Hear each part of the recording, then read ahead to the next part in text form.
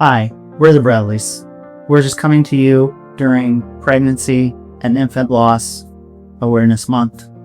And we just want to let you know that you're never alone. 1 in 4 pregnancies ends in a loss. So someone near you will relate to you. And you are not by yourself. I know that with our first loss, I didn't know anyone who had experienced a miscarriage. And so people came to me privately to share with me their experience, which made a huge difference. We are blessed to have 8 children, 6 here on earth and 2 in heaven. And the other big thing that helped me and us, I think, through the loss of 2 children was naming them and talking about them and sharing about them with our kids. So we want to feel safe to do that too. And so in light of this month, we want to honor our kids that were gone way too soon. Harper was born early at 6 weeks gestation on January 1st, 2010, and Anders was born at 14 weeks gestation on March 31st, 2023. So one thing that definitely helped our family, all of us actually, even our children, was being able to meet with a photographer and somebody who was able to come alongside us with a local organization. And they helped with a memory loss packet. And they took photographs, and they just helped us meet that little one. We were able to get pictures for the second one. The first one we were not able, it was too early. But for the second one, we were able to get photographs, and we were all able to say goodbye. And that meant a lot to everyone in our family. And so if you have that opportunity, it's not something I would pass up. There's definitely something that helps with closure and just a feeling of that connection that is already there. It just solidifies it so that yes, I did actually lose a child, and he was there, or she. And it's just a great opportunity if you do get that chance. So I'm a birth doula. And I happen to know another birth photographer who's also a bereavement photographer and works with this nonprofit and takes pictures in the hospital. And so after our loss, we spoke to her and she offered to take pictures. And I said to him, I wasn't sure if I wanted to do that.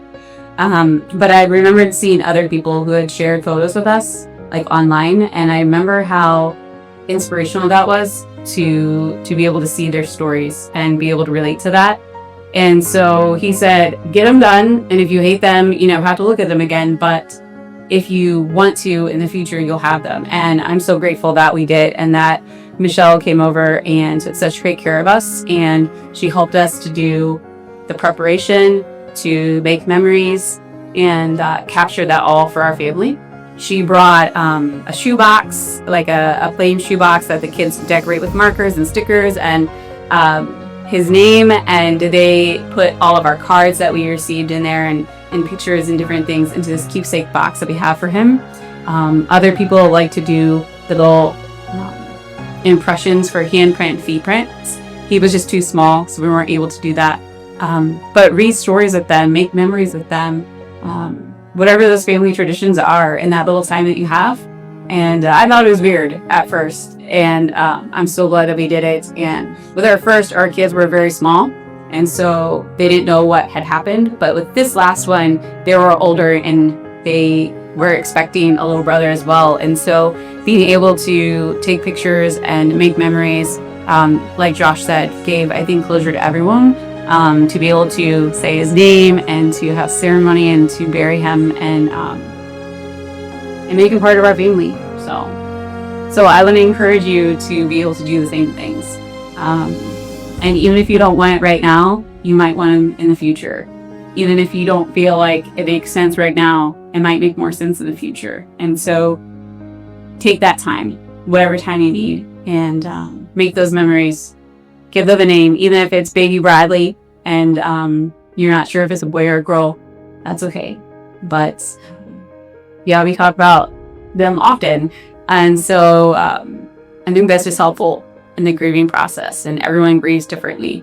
And teenagers and little kids and parents all grieve separately and differently. So it's something to involve everybody and grandparents, extended family sometimes as well. So one of our younger children, we went to build a bear, and we made a little bear, and she named him Anders, and which was our son's name. And she carried him around, and she slept with him, and she kept him as a keepsake. And that was her way of being able to deal with the loss, because it's difficult, and each one of us have difficulty expressing that sometimes, especially at a younger age. And sometimes you aren't able to meet them, and sometimes you are. So just remember, you're not alone.